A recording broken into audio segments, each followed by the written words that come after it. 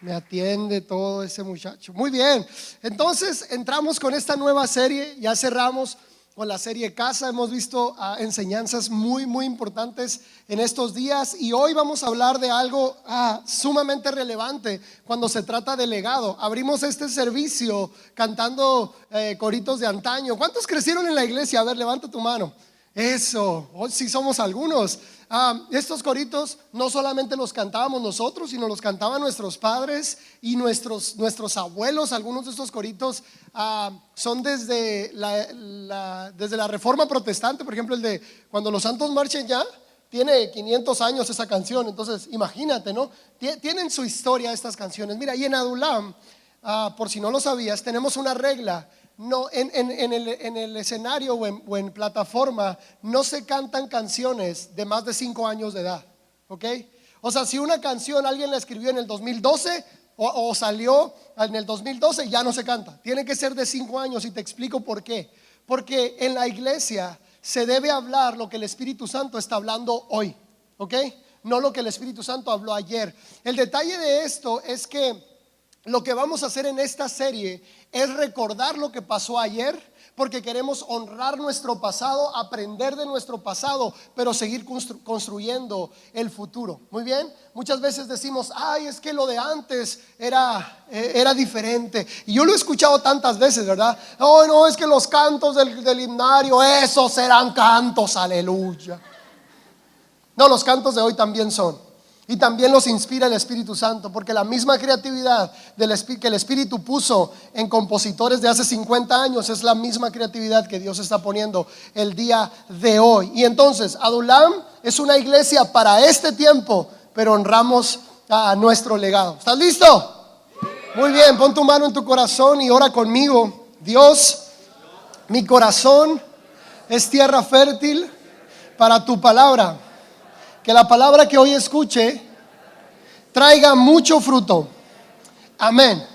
Muy bien. Como dice pantalla, hoy vamos a revisar nuestra historia de la serie Legado, nuestra historia. Mira, a las personas, o a muchas personas, no les gusta mucho la historia, pero no nos damos cuenta que todos somos historia. Tú eres la historia de tus padres, la historia de tus abuelos, la historia de tu país. Y aunque a veces no nos guste tanto, hoy vas a disfrutar de la historia, porque a mí sí me gusta mucho la historia, y yo quiero que hoy puedas salir, obviamente habiendo aprendido mucho, pero con una expectativa correcta de la historia. Hay otra frase que me gusta y dice: la historia es la ciencia del cambio. ¿Escuchaste eso? La historia es la ciencia del cambio, porque te ayuda a no repetir los mismos errores. Uy, ¿lo escuchaste bien? A ver, di conmigo: la historia es la ciencia del cambio. ¿Qué cambio puedes hacer si no conoces la historia? Si no conoces de qué se trata la vida humana, si no conocemos a veces de dónde venimos. Y cuando sabemos de dónde venimos, yo creo que podemos tener mucho más claro a dónde vamos, ¿ok? No somos individuos solitarios en la historia, somos un eslabón que viene disfrutando de una herencia desde hace muchos años. Y mira, la historia del cristianismo no es otra cosa que la historia de los hechos del Espíritu Santo entre los hombres y las mujeres que han creído en Dios o que nos han precedido en la fe. Cuando hablamos de la historia del cristianismo o la historia de nuestra fe, no es otra cosa que los hechos del Espíritu Santo a través de personas. Por eso la historia es importante, muchachos, porque no solamente fueron cosas que alguien hizo, sino son cosas que Dios hizo a través de las personas. Por eso requiere que tú y yo le pongamos mucha atención a todo esto. Si tú lees la palabra, si tú lees la Biblia, te vas a dar cuenta que todo tiene que ver con eso. Y Moisés extendió su vara y Dios abrió el mar, ¿sí? Y Abraham creyó en Dios y le fue contado por justicia. Y David tuvo una fuerte convicción en Dios y mató al gigante. Todo tiene que ver con lo que Dios hace a través de las personas. Y en esta serie pues vamos a estar revisando todo esto. Mira, la historia de la iglesia o la historia del cristianismo, de nuestra fe, se divide principalmente en 3 periodos. El primero es el periodo del Imperio Romano, el segundo es la Edad Media y el tercero es el periodo moderno. Te los voy a resumir los 3 de manera muy rápida. El primero es el Imperio Romano y fue el periodo que empezó después de Jesús. Mira, la venida de Cristo a la tierra fue tan fuerte, fue tan predominante, fue tan importante que dividió la historia. Que ahora tú y yo decimos antes de Cristo porque hubo un cataclismo espiritual cuando Jesús pisó la tierra. No solamente fue un evento aislado, sino que cambió la historia, y no cronológicamente de decir antes y después de Cristo, sino que cambió la forma de hacer vida en la tierra. Mira, después, todavía estoy en el Imperio Romano. Después de que Jesús estuvo en la tierra, dejó a su iglesia establecida y ascendió a los cielos. La iglesia dio su banderazo de salida 40 días después de que Jesús resucitó. Jesús había prometido edificar la iglesia, pero Jesús también había prometido enviar su espíritu. Y 40 días después de que Jesús ascendió a los cielos, el Espíritu de Dios llegó con los que estaban reunidos y los llenó del poder de Dios. Por eso Jesús había prometido: recibirán poder cuando haya venido sobre ustedes el Espíritu Santo. Y escucha bien lo que pasó, porque hay veces que creemos, y esto te va a cambiar la vida porque cambió mi vida. Hay veces que creemos que el día del Pentecostés, porque así se llama, el día que el Espíritu Santo cayó por primera vez sobre la iglesia, creemos que fue un día donde hablaron en lenguas. En Adulam creemos eso, por si no lo sabías. En Adulam creemos en hablar en lenguas. En Adulam creemos en el mover del Espíritu Santo. Creemos que Dios puede sanar enfermedades. Creemos que Dios cambia corazones. Creemos en el mover del Espíritu Santo. Pero a mí el día del Pentecostés me da luz a entender para qué es el Espíritu Santo. Porque hay veces que creemos que el Espíritu Santo es rayos y centellas y me sacudo, aleluya. ¿Sí? ¿Sí has visto de esos?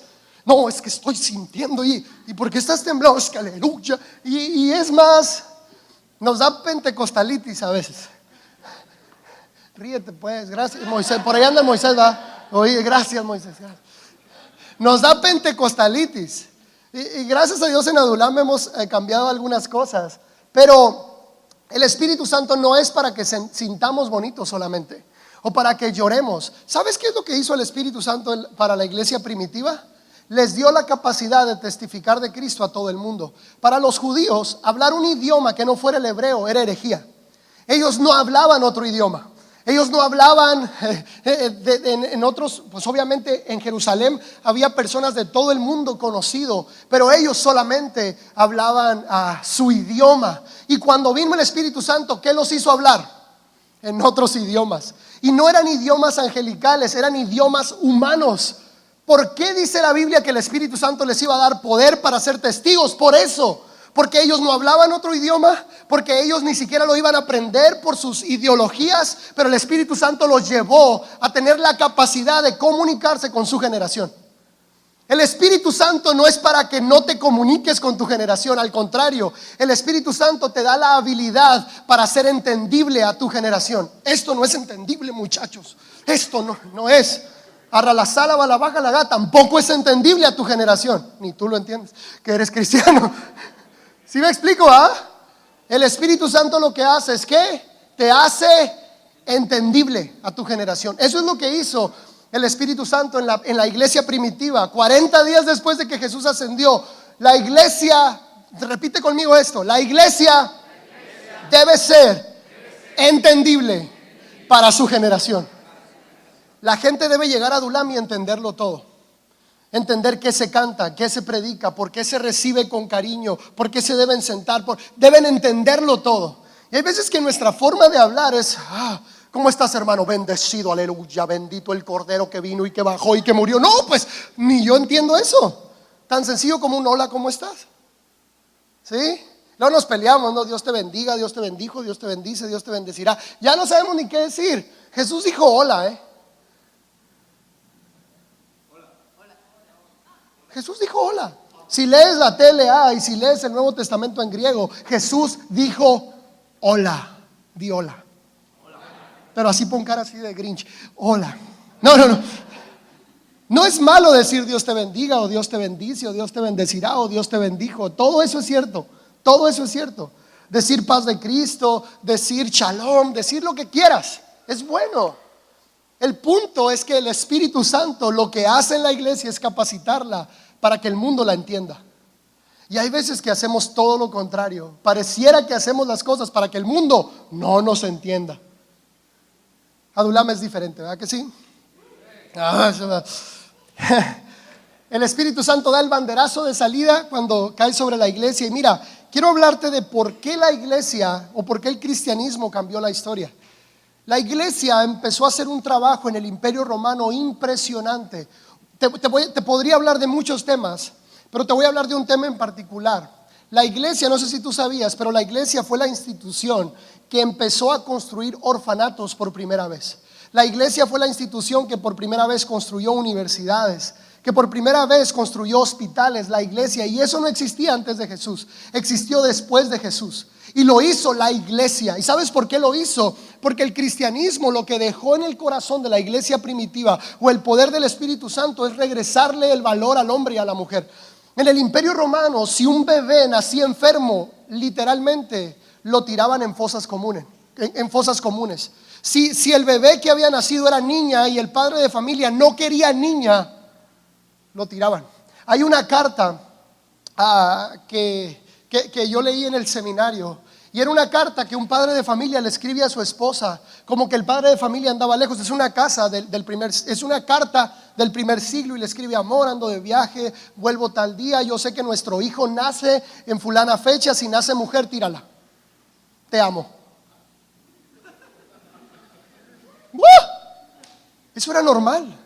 Que alguien, si te acuerdas que en el Nuevo Testamento había gente enferma por todos lados, que había gente que los discípulos y Jesús sanaban continuamente. ¿Sabes por qué? Porque no había instituciones que los curaran con cuidado, con amor, con servicio. No había. Y la iglesia empezó a hacer estos cambios. La iglesia, escucha esto, empezó a meterse en esas fosas donde tiraban a los bebés y rescataban a los bebés. Y empezaron a construir orfanatos. Muchos de esos bebés, miles y cientos de esos bebés sobrevivieron por la ayuda y por el trabajo que la iglesia empezó a hacer. Pero porque la iglesia entendió algo, entendió que el ser humano tiene valor, cualesquiera que sea su posición social, cualesquiera que sea su apellido, su sexo, o si nace con alguna discapacidad o deficiencia. El cristianismo, a través de lo que el Espíritu Santo hizo, había entendido que el hombre y la mujer tenían valor, simple y sencillamente porque eran la creación más excelente de Dios. Y eso empezó a cambiar la historia como no tienes una idea. Ahorita nosotros vemos universidades que hablan en contra de la fe, pero las universidades se crearon porque hubo alguien que tenía fe. Ahora hay hospitales y ciencia médica que niega lo que Dios hace. Pero en un inicio la fe y el Espíritu de Dios en la iglesia fue lo que hizo que la iglesia construyera hospitales y orfanatos. Escuché al pastor Andrés Speaker hace algunos meses enseñar de esta manera, y dijo: no sé si tú sabías, pero en México hay más huérfanos que cristianos. Si en México hay cristianos, no debería de haber huérfanos, dijo. Porque si hay algo que sabemos hacer tú y yo, es cambiarle la vida a un niño que tal vez su familia no le dio el valor.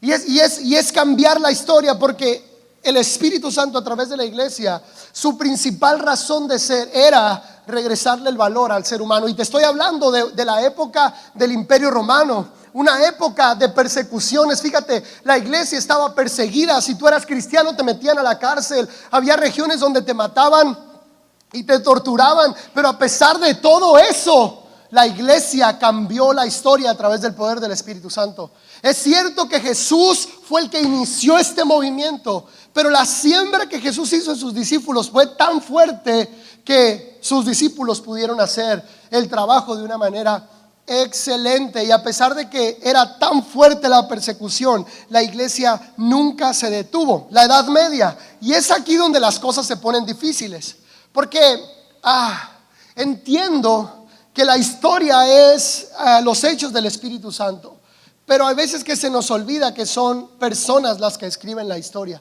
Y en la Edad Media vivimos un oscurantismo o una etapa muy complicada. Y yo no quiero hablar de una iglesia en particular, porque también eso puede ofender no sé, podría ofender a alguien, pero no es la intención, ¿ok? Quiero ser claro con esto, porque en la Edad Media la iglesia venía con un impulso en amor y en el Espíritu de Dios en verdad muy fuerte. muy fuerte, eran perseguidos, pero aún así salían adelante. Y en la Edad Media algo cambió. Llegó un emperador que se llamaba Constantino, y él dijo: de ahora en adelante todos los ciudadanos del Imperio Romano deben ser cristianos por ley.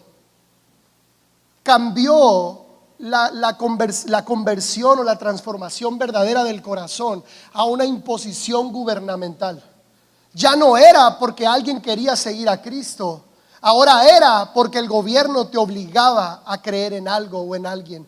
Y ese cambio de estructura empezó a generar falsos cristianos. Empezó a generar una falsa fe.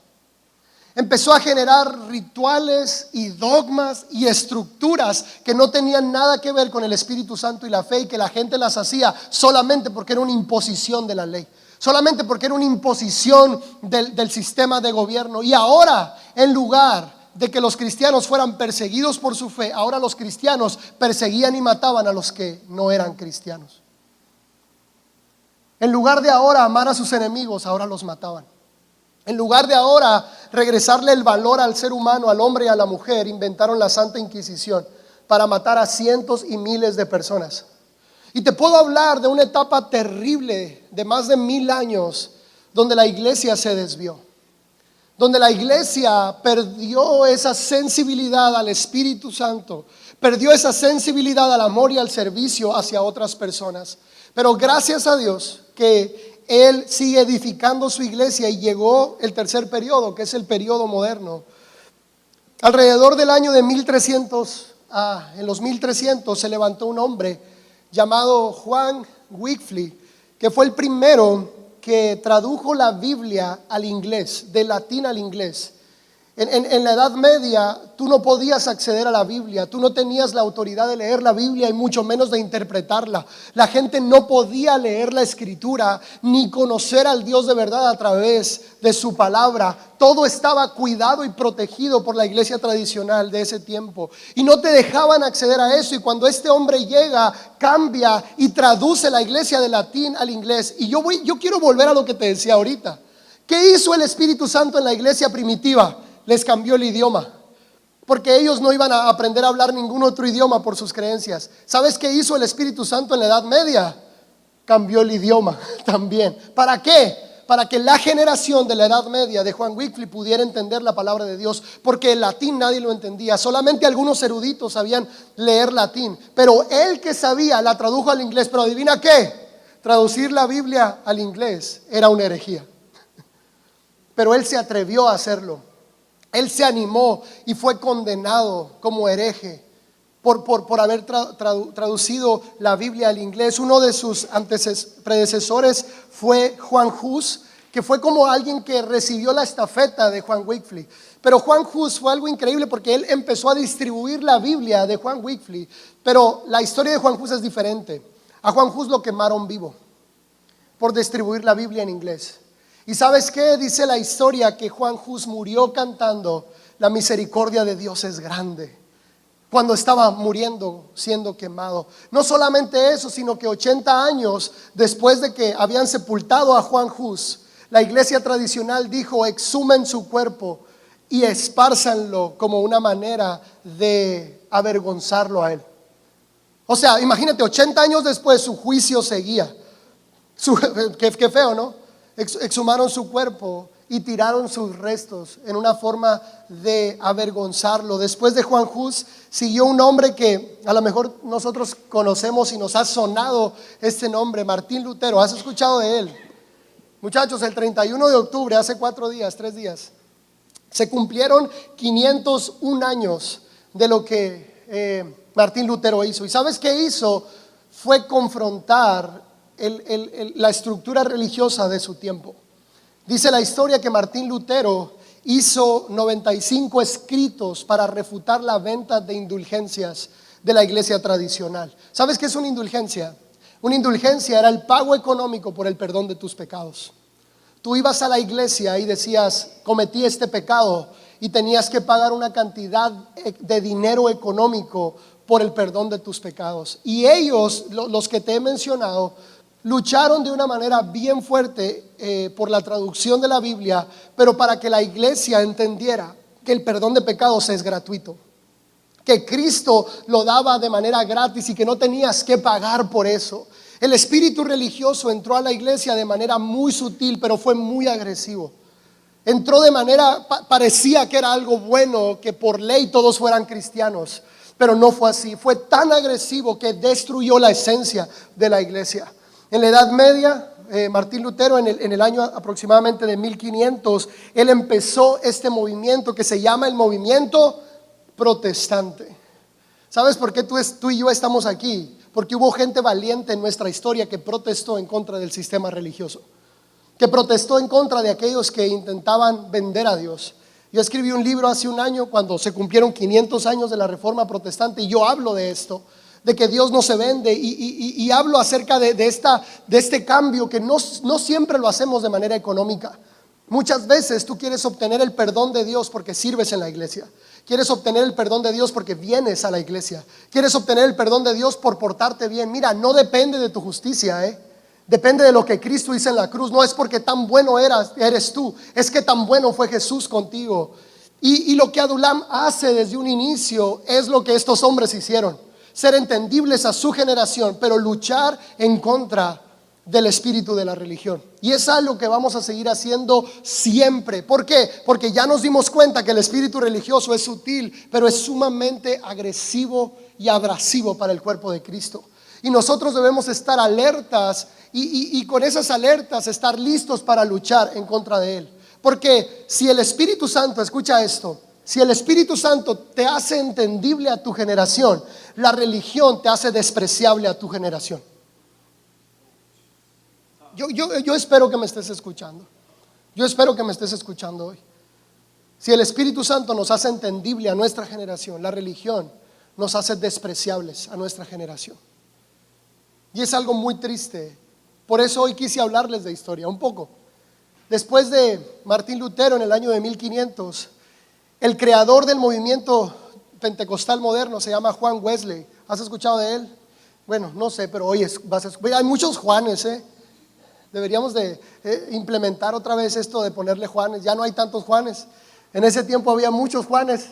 Juan Wesley fue en Inglaterra el que empezó una vez más, después de Martín Lutero, con el movimiento pentecostal, que es el mover del Espíritu Santo. Cuando hablamos de pentecostalismo estamos hablando de eso, el mover del Espíritu Santo de Juan Wesley.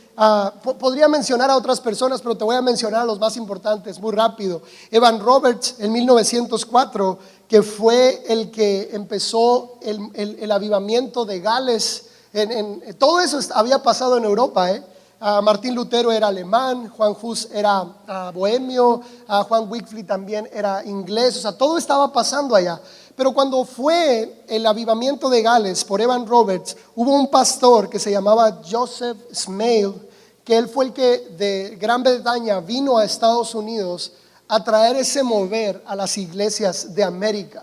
A partir de lo que él hizo, empezó un movimiento del Espíritu Santo en Estados Unidos.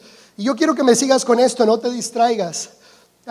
Hubo un alumbramiento de parte del Espíritu Santo en Topeka, Kansas. Fue la primera vez que en Estados Unidos se vio la manifestación del Espíritu Santo a través de las nuevas lenguas, a través de todo este mover que el Espíritu Santo había hecho, como en la iglesia primitiva. Y Charles Parham, que fue el pastor en Topeka, Kansas, tenía un alumno que se llamaba, déjame encontrar aquí los nombres, William Seymour.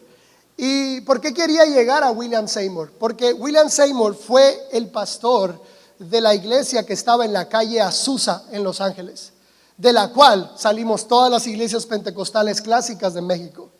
De ese movimiento venimos tú y yo, del movimiento de Azusa. Y mira, era tan fuerte el mover de Dios en la iglesia de Seymour, en la iglesia de Azusa, que te quiero contar 3 relatos legendarios de esta iglesia y que son impresionantes. Dice la historia que una vez llegaron los bomberos a querer apagar un incendio en esa iglesia, pero no era fuego, era el poder del Espíritu Santo que estaba en la iglesia. O sea, los bomberos llegaron a querer apagar el fuego de tanta luz que había dentro de aquel templecito.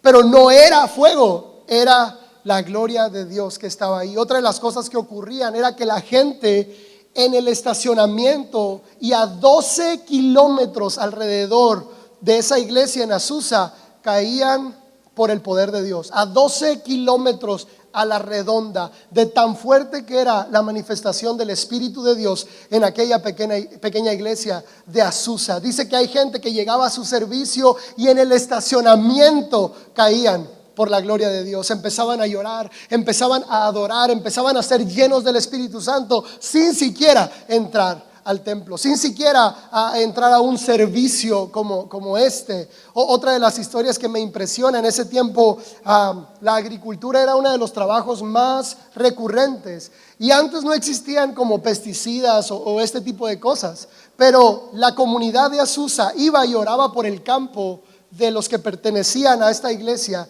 y los insectos y las plagas se quedaban a 2 metros del campo por el cual se había orado. Tú podías ver el campo de un vecino comido por las plagas, e increíblemente podías ver el campo de un cristiano de Azusa intacto, porque se había orado por él. Y de estas historias hay muchísimas, pero en estos mismos años Los Ángeles, que fue el mover del que te estoy hablando de Azusa, en Los Ángeles era como una muestra miniatura del mundo. Todos, dicen los sociólogos que si todos desapareciéramos, pero que California quedara, que fuera lo único que quedara en el mundo. En California existen todos los ecosistemas del mundo y todas las culturas del mundo. Pero eso ocurrió desde el siglo XIX. Y en ese momento, al principios del siglo XX, era algo similar. Y ese mover de Dios lo que trajo fue que cientos de personas volvieran a sus países de origen a llevar el poder de Dios. ¿Y sabes qué? En México ocurrió eso mismo.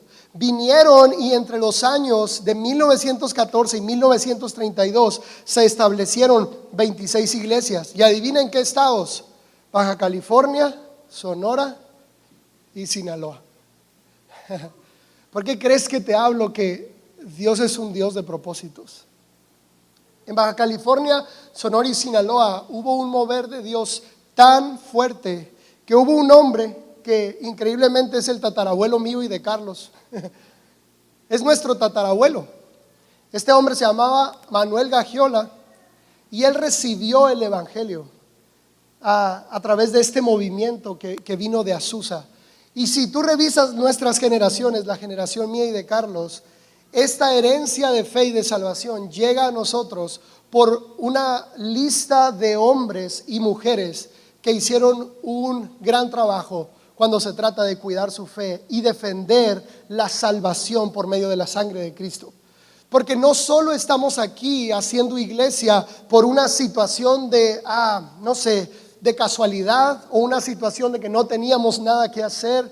Estamos haciendo iglesia en este tiempo primero porque queremos honrar a todos los que están detrás de nosotros, porque queremos honrar a todas las personas que dieron su vida por esto, que cambiaron su vida por esto, que defendieron con su vida la fe y los principios de la palabra de Dios. Que aunque pudiera sonar muy romántico, cada vez que un hombre en la historia se ha levantado para seguir esparciendo la semilla que Cristo trajo hace 2000 años, la religión lo intenta aplastar. Eso es algo clásico. En la persecución del primer siglo querían matar a los cristianos. En la Edad Media la religión establecida quería matar a todos los del movimiento protestante. Y esto lo podemos ver hasta el día de hoy. Cuando alguien se levanta para seguir defendiendo que la fe, que la salvación no es por obras, es por fe, para defender la gracia, para volver y darle el valor al hombre y a la mujer de que tienen delante de Dios en el reino de Dios el mismo valor y las mismas cualidades, siempre la religión va a levantar su voz para aplastar ese movimiento. Siempre. Por eso seguimos luchando. Porque cuando iniciamos esta iglesia, no la iniciamos para hacer una iglesia para nosotros. Muchachos, los cantos que impactaron mi corazón ya pasaron. Rojo ya ni se escucha. Perdón, no, ya. Ahora sí, ¿verdad? No es cierto. No anda los baldos, no vino, gracias a Dios. No está. Andan en Phoenix, pero aquí está la familia. No, no, no. Rojo fue una banda que a mí me impactó, no tienes idea cuánto. Rojo cambió mi vida, yo lo puedo decir así, es en serio. Yo recuerdo cuando hicieron su concierto del adiós, yo lloré toda esa noche, pregúntale a mi esposa. Yo, Señor, yo estábamos en el CUM orando por ellos, ¿te acuerdas? Y yo lloré y lloré, sí, gracias, Padre. Y ahora que andan otra vez de músicos, pues digo yo, pues sí o no, a ver, decídanse. No, no es cierto. El detalle es este, ¿a qué voy con esto? La música que impactó mi corazón ya pasó. La iglesia que quiero hacer el día de hoy es para impactar a esta generación, no para que tú te sientas cómodo, no para que a ti te guste. Adulam no es una iglesia para cristianos.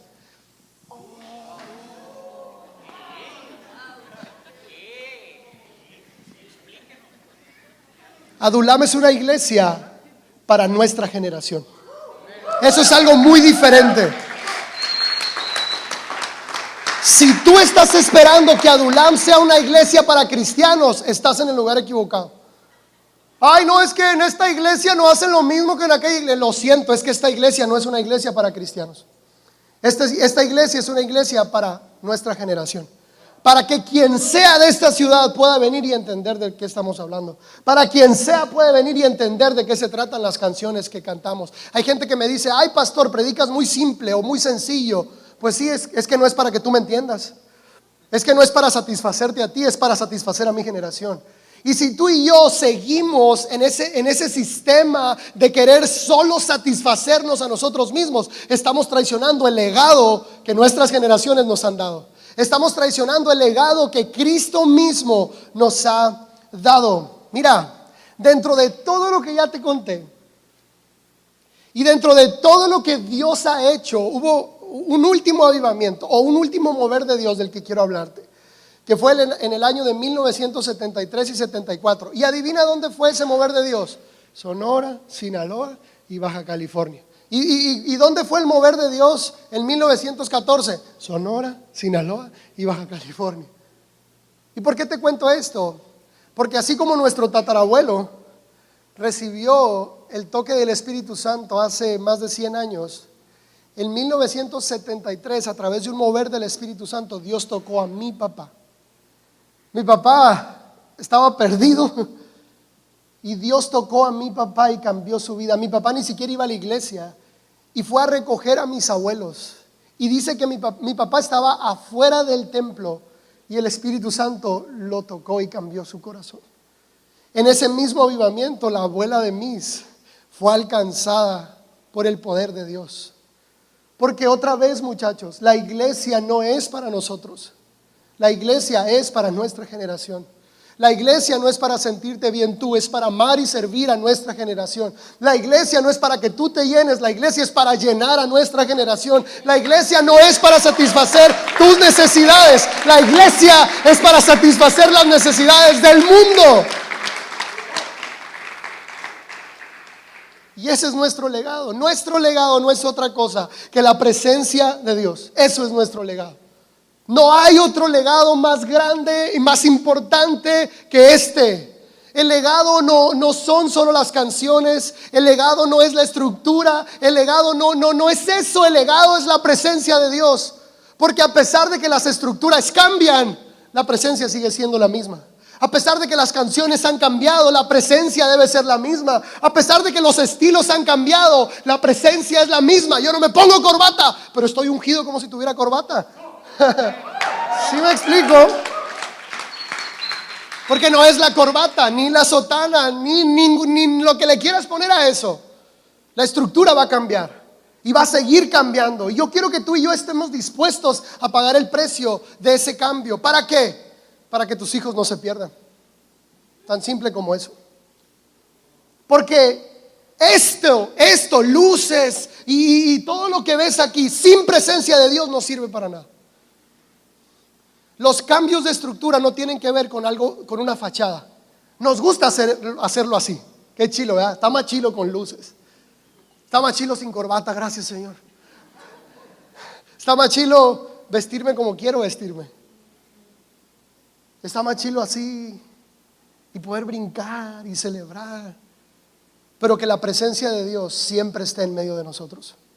Que nuestras generaciones que vienen hagan locuras más fuertes que nosotros, pero guiados por el Espíritu Santo. Que hagan cosas que a lo mejor a nosotros nos parezcan incómodas, pero llenas del poder de Dios.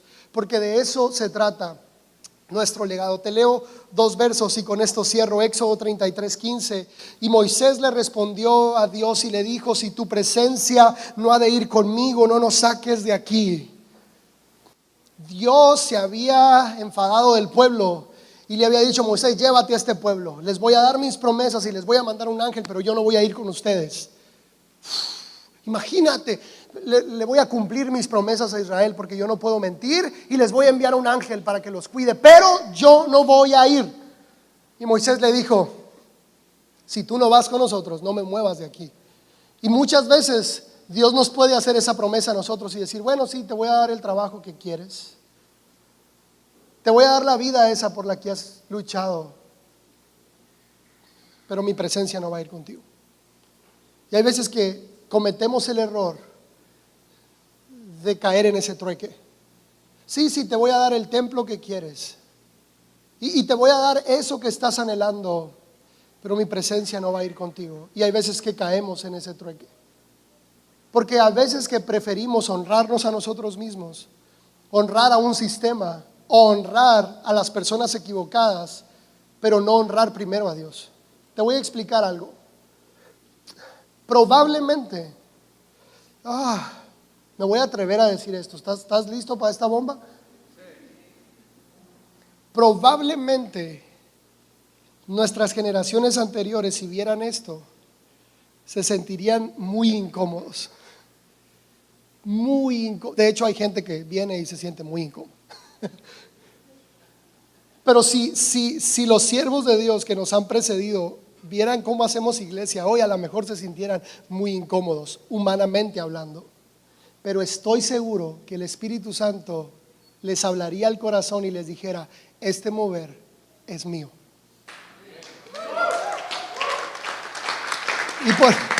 ¿Y por qué te digo esto? Porque vas a incomodar a tu familia por hacer esto. A tu familia cristiana, la vas a incomodar por hacer esto. La vas a incomodar por estar aquí, pero vale la pena. Vale la pena siempre y cuando sea un mover de Dios. Y esto es un mover de Dios. Deuteronomio 10:9, y este es el último, dice: Leví no ha tenido parte ni heredad entre sus hermanos. El Señor es su heredad, como el Señor tu Dios se lo ha prometido. Cuando repartieron el país de Israel a todas las tribus, a Rubén le dieron la parte del norte, a Simeón le dieron la parte del noroeste, y empezaron a repartir la tierra en todas las 12 tribus. Pero cuando llegaron a Leví, Josué les dijo: no hay tierra para ustedes. Habían repartido la tierra entre todos, digo: no hay tierra para ustedes. Pero después les dio esta promesa y les dijo: aunque no hay tierra para ustedes, el Señor mismo es su herencia. La presencia de Dios es su herencia. ¿Y qué te digo con esto?